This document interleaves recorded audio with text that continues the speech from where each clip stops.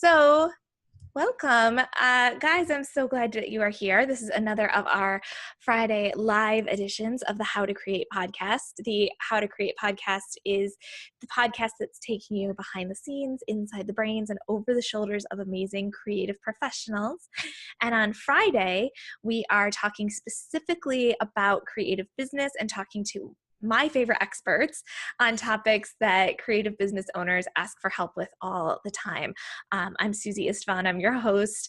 I'm also a designer and brand strategist, and I've been a creator and a marketer for over 15 years, and I love digging into all of these special topics. So with me today is my friend and also the person I go to when I need creative sales advice. This is Leah Neaderthal, who now I just psyched myself out about saying your last name, and though I totally know how to say it. So, Great. yay.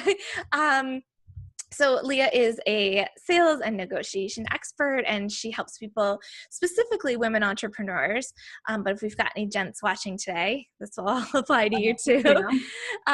Leah's an entrepreneur, a 3-time business owner, and she learned to sell by building her own businesses, taught herself everything she could about selling, overcame the natural selling shyness, which I know a lot of people watching have, and finds the confidence to go out and find and sell to new clients. And the result is a comfortable selling approach that doesn't feel salesy. It gets results, and she shares her secrets now. So I am so excited to have you here today.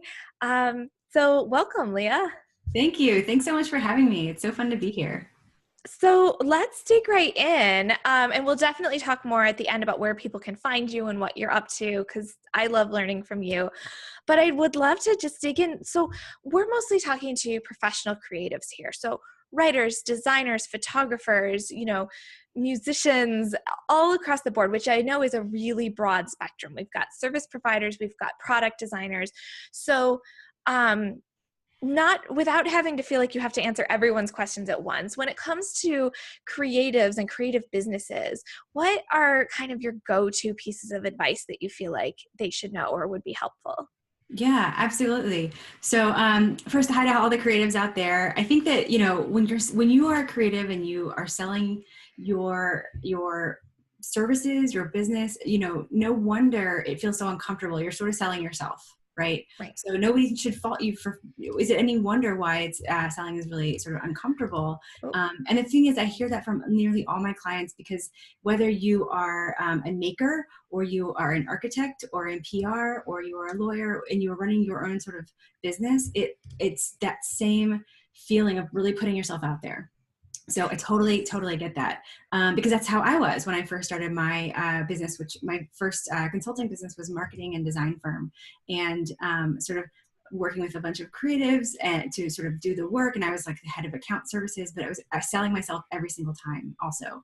And so I know exactly how it feels, because I had tremendous selling shyness. But everything I've learned, as Susie said, I learned through running my business, and I basically spent 4 years teaching myself. I read like 65 books on selling. I tried everything from like the old, sort of sales masters to like, strategies from online marketing and startups and social psychology and all of that. And that's how I developed the selling style that works for me. And it's my personal selling style, right? So that's how I know that anybody can learn how to sell. They just have to develop their personal selling style. But not everybody wants to read 65 books, and not everybody wants 4 years to do it. So that's why I love sharing what I've learned with other people who are at the beginning or any stage of running their business, right? So I teach people, what it took me years to learn. And that is what makes me so happy when I see people who can do this now. The things I think are sort of the if I could give, the nuggets, right? Sure. The nuggets are, so I have a few.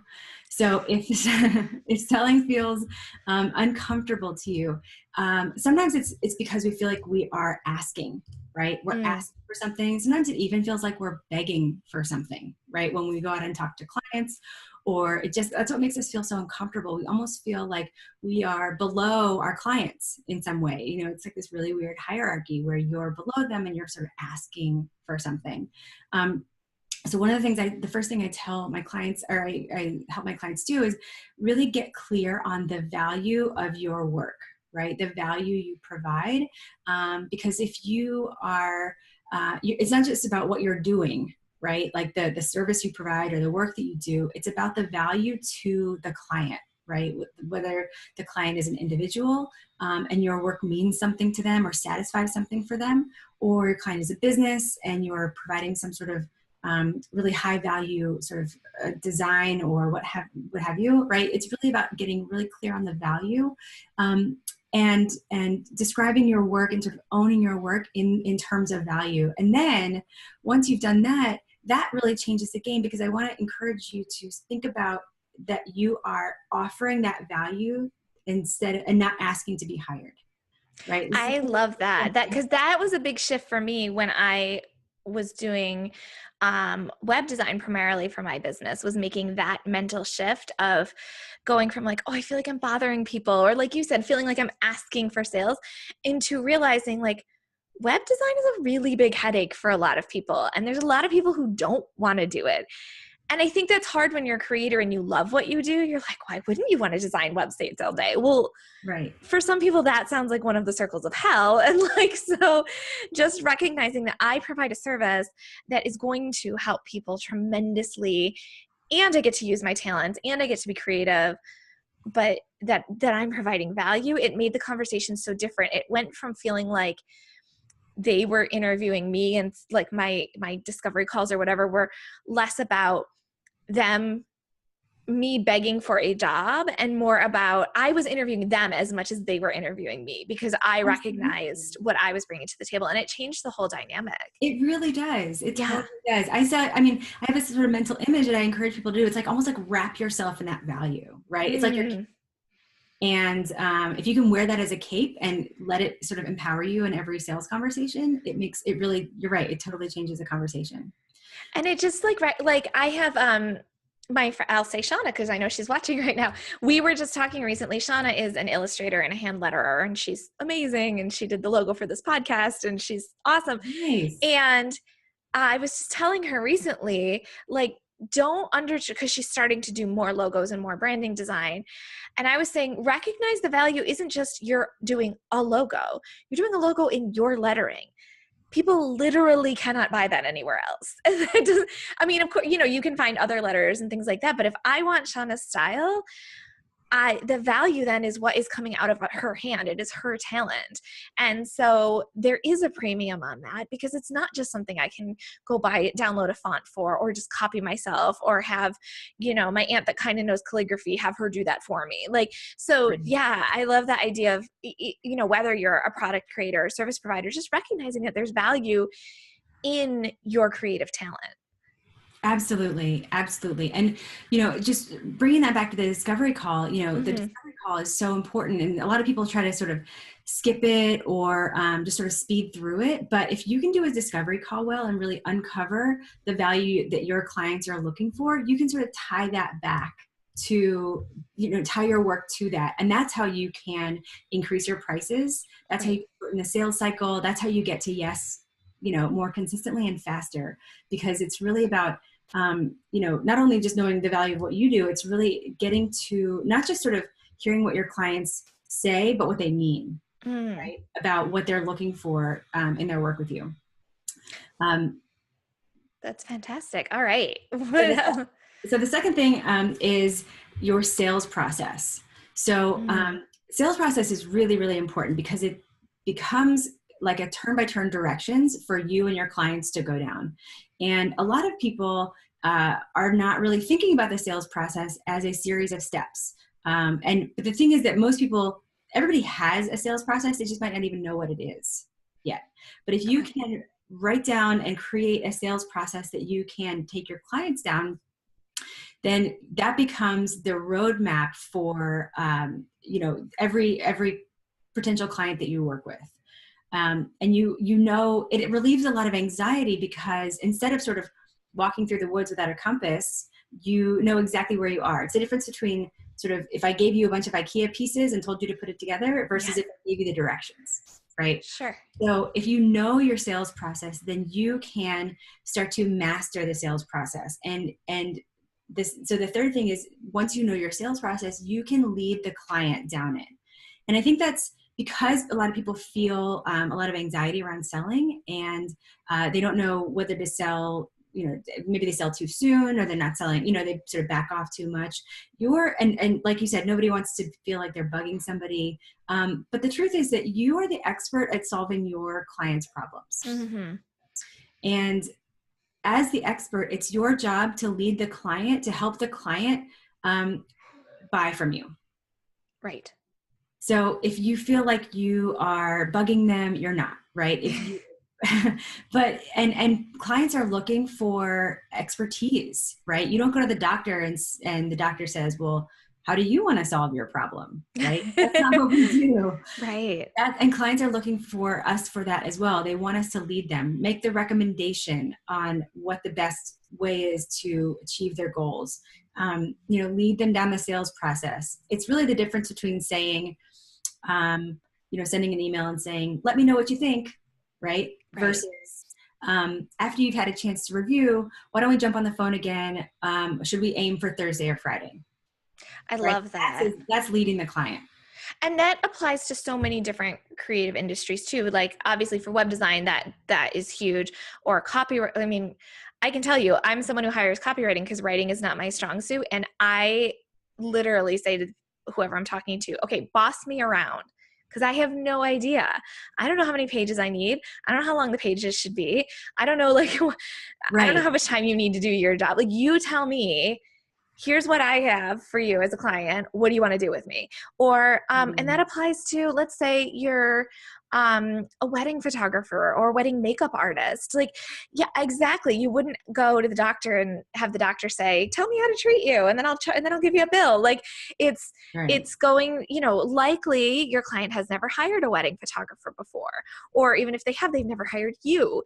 So you should say, based on what you've told me, based on your location, based on what I know about your family, here's the package I would suggest to you. And maybe now, if you want a little more, I can also offer you this one. So you can give options, but that is so much less stressful for the client too, by you leading them. It helps them know how to work with you and how to say yes. And it helps them rehearse what it's like to work with you. Yeah. And what's really funny is I've been on a few sales calls recently. I've been on the other side, right? I've been looking for vendor, providers for, some automation and digital marketing and stuff. And sometimes I get in these sales calls where I feel like I'm driving the call, right? Mm-hmm. I'm the potential client. Right. I feel like I'm driving the call, and they're they're not asking the right questions. They're not like doing any sort of real discovery beyond what do you want to do, mm-hmm. right? And the thing is that your clients only know their problems. They don't know the solutions. You are the expert and you know the solutions. Great. Right? So really, instead of thinking of it as selling, it's really more about you're discovering what the right solution for them is, and then you're just telling them how much that costs. Right. Which that in and of itself is a solution, because they didn't know before they talked to you how much it costs to solve that problem. Absolutely. Yeah. If they, on these discovery calls, if you can provide some clarity for them, that alone has value, right? Listen, what I think I hear you saying is, what you're looking for is this type of experience, let's say wedding photography, this type of wedding photography experience, and then being able to make the recommendation. Right. And you also touched on something really important. It's being able to have the price conversation. Mm-hmm. Because I think what a lot of us hate, and the reason we get burned on selling, is we might go so far down the path with somebody who can't even afford us. Right. So when should that come up, that sort of pricing? The price conversation should come up very early in the discovery call. Okay. What you don't want to do is waste time and money, and energy putting something together when you don't even know whether they're in the right ballpark, mm-hmm. right? Whether you're in the right neighborhood. So, having the price conversation lets you know whether this is even a potential client, whether there's a there. Mm-hmm. It also gives you an opportunity to really anchor the price. Right. So if they go in thinking this is going to be $1,500 and your, premium wedding packages, I don't even know. Right. It could be I don't, we hired a wedding photographer, but I don't remember what it cost. Right. But like, if they're thinking $1,000 and you're thinking $10,000, then you are not a fit. Right. And it's good to just know that. Right. And also just, letting people know, yeah, exactly. Like, is this, but it also gives them that frame of reference. Like, oh, okay, I thought websites only cost $500, but it turns out they cost $7,000, but they know that now. Like, but having that conversation up front. How do you feel about service providers who ask, okay, what's your budget? Because as a consumer, that immediately makes me nervous because I don't know the right answer. Like, I understand why they ask, but it immediately, as a consumer, hates that question. How do you recommend like kind of easing into that pricing discussion? Right. So I tell people ignore the budget completely. Like, done. Just ignore it. Okay. Because, all right. and there are a few reasons. The first is if you can really describe your value and you can provide value in this conversation, and you, can tie your work to the outcomes that they are looking for, right? Whether it's like a beautiful logo that they can use for their business forever, or, the wedding of a lifetime, or what have you, they will either be able to afford you, or they will find the money to, or they're not a fit. Those are the three options, right? And when you talk about budget is so weird because money is so weird, especially like, US culture, right? We don't really talk a lot about money. And budget is strangely tied to ego. So when you say, what's your budget? Or, it's almost like, can you afford it? Yeah. And we just live in this society where like money is such a weird thing, and being able to afford something and not afford something is not something we talk about. Right. So here's what I do. And and actually I have a blog post about this that I'll share with you, Susie, and you can, we'll put it in the notes on, community. Yeah. But I say, based on what you've shared with me, I recommend two options, or, I might say, this is the way I would proceed, or this is what I would recommend for you. That thing, that price, program or package or what have you, starts at X. Is that what you were expecting?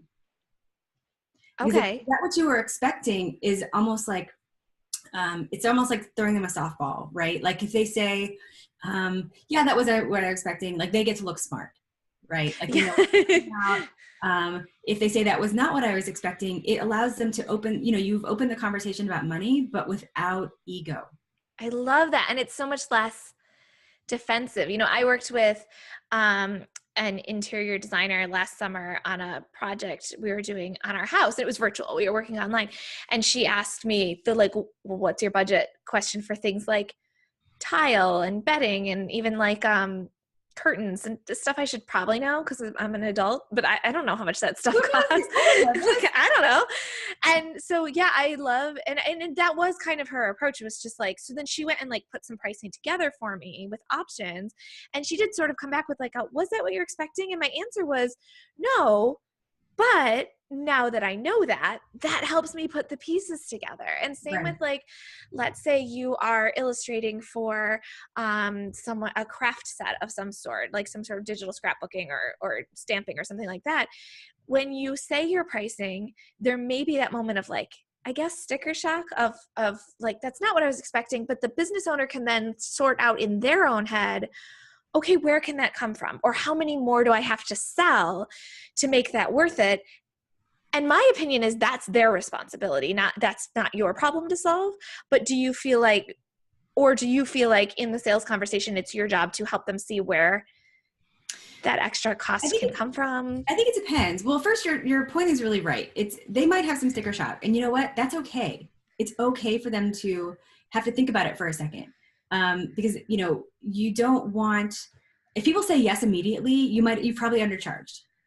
Oh, okay. That's interesting. So you want people to like think about it a little bit. You want people to know that you are a premium provider, like you're the best. Nobody wants like the most cut rate, like wedding photographer. Right? You guys will, nobody's saying like, you guys will not believe I got the cheapest wedding photographer. Fine. Nobody says that. And because if they did, guess what? They could have gone cheaper and had their cousins take the picture for free. Like if that's already their mindset, you can't be the cheapest wedding photographer. There are cheaper out there. No. You can do it with your creative integrity. You know what I'm saying? Like, but wait, you had asked me, what was it? Well, I forgot what the question. Oh, is it your responsibility to help them find the money? Well, I think that's part of the discovery process. And, having the presence of mind to really be in this conversation that we sometimes feel is uncomfortable, which is about price, right? Yeah. So asking, finding out like a little, if it's a business, right? Asking about how the work is going to be used. Is it going to touch multiple departments? Can they pull other budget, right? If it's an individual, doing some discovery around what else, just do understanding, like opening the conversation, letting them share that with you. Okay. Right. And then you can get flexible. You can get smart, maybe, part of negotiating is, giving them something they can say yes to that also works for you. Right. So maybe you can, maybe you only do 2 payments, 50% upfront and 50%. Maybe it's better for them to do 4 payments. Sure. Right. Sure. Maybe it's better for them to, I don't know, do a some sort of different schedule. Maybe you offer a discount if they pay the whole thing up front. I mean, you can get creative around getting something that works with you and the profitability of your business, but also works for them and they can say yes to. I think also being able, if you've been at this for a while, which if you're charging premium prices, you probably have a decent amount of experience, being able to explain results that you've seen in the past. So I know a few years ago when I was running my agency, we were ranking a branding video and I was talking to some videographers, and one that I really wanted to work with named a price that was higher than I was prepared for, but right away, and she wasn't like defensive, she was very casual about it. Clearly she has this conversation a lot. And she said, listen, my clients increase their sales by X amount when they put these videos on their website. Like my clients book themselves out for this many months after doing a video like this. So that's why the cost, and again, it's not defensive. It's just explaining, like you said at the beginning of this interview, explaining your value, explaining your positioning. Let's say you're a product seller and you're working with wholesalers, and maybe your wholesale price is a little higher than they're used to. If you can say, listen, 50% of the stores that buy my stuff sell out in 4 weeks. So they can charge a little more, which allows me to charge more, which allows me to use better material, blah, blah, blah. Like being able to demonstrate where that value comes from. Absolutely. Would be helpful as well. So we have a question actually from Latoya, who's been watching. She is a wedding photographer, so she really liked our examples that we were using. She's wondering, and this is one when I was doing web and graphic design, this is one I always wonder about. Should she list her prices or her starting price on her website if she's taking the approach that you're talking about like introducing pricing right at the beginning of the discovery process?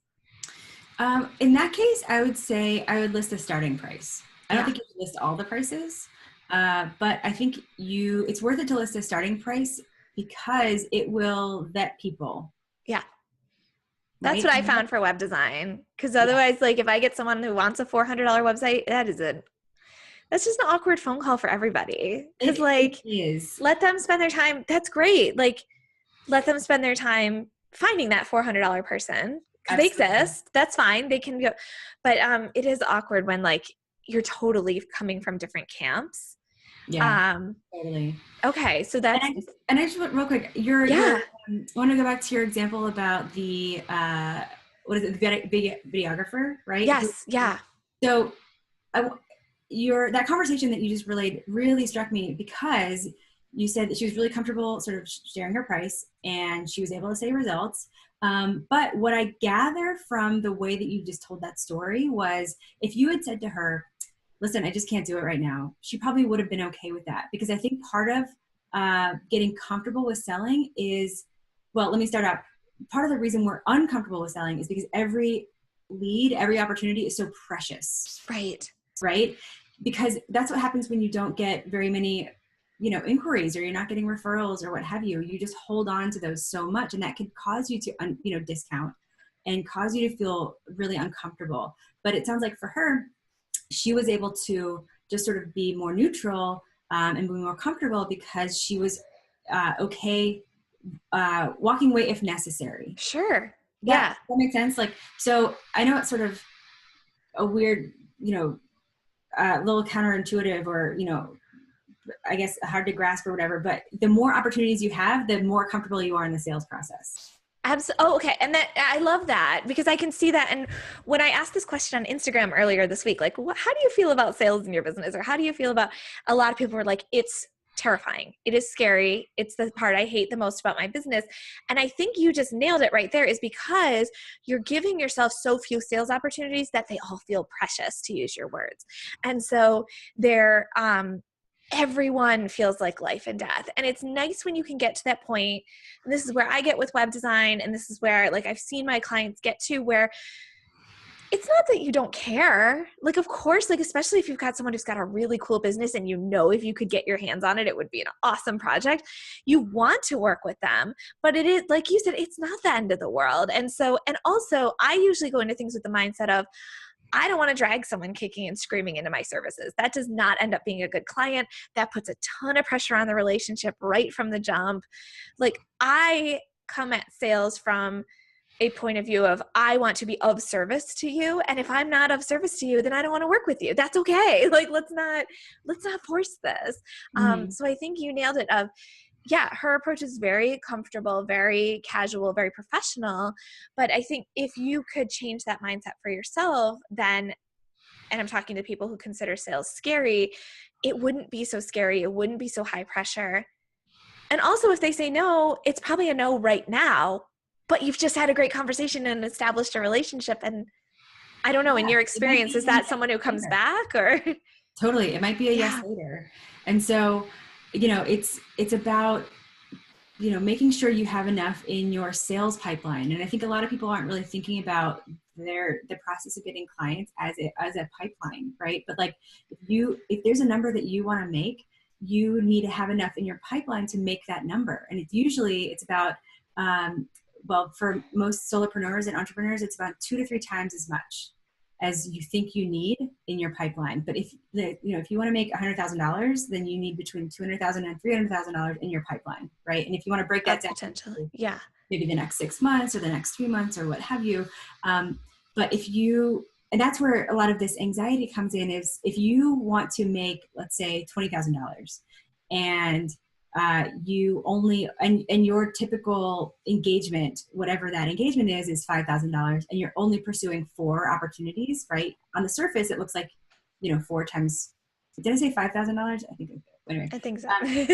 So if on the surface, it looks like you have enough in your pipeline, but inevitably something gets pushed or something delays or somebody just says no, you're not going to make the money that you want to make. But if you had, $60,000 in your pipeline, it would enable you to have more comfortable conversations because of exactly what you were just saying.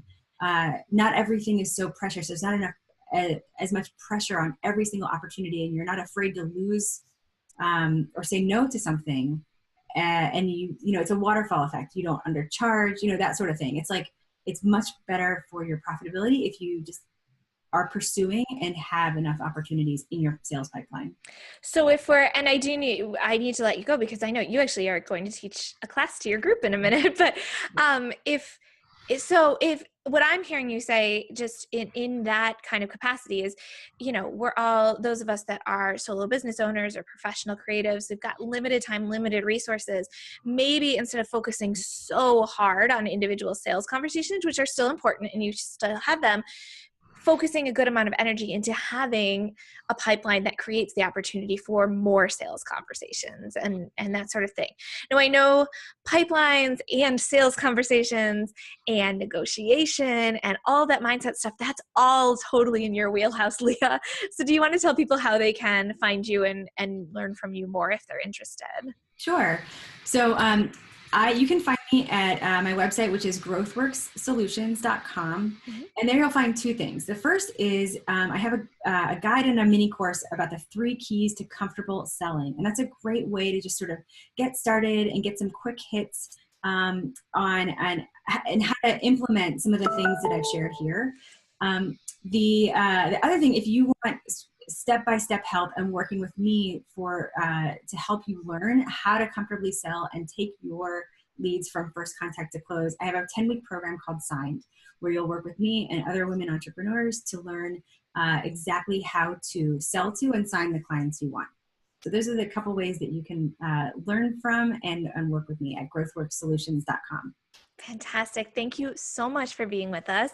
I will say if you are watching this and you want to hear more about this Business Break series, as well as our 2 episodes a week that come out talking to professional creatives and talking about being a professional creative, head to splendidlycurious.com and click on the button that says free guide. You'll get a free guide on 12 burnout free ways to grow your creative brand and also be added to our email list. So you'll be the first to hear about all of these this free content that's coming to you and hear from amazing experts like Leah. So thank you guys so much for being here today. If you're watching this on the replay, go ahead and leave questions. We'll try and go through and catch them later. And I hope that you guys have an amazing week and create something great. So thank you. Thank you guys.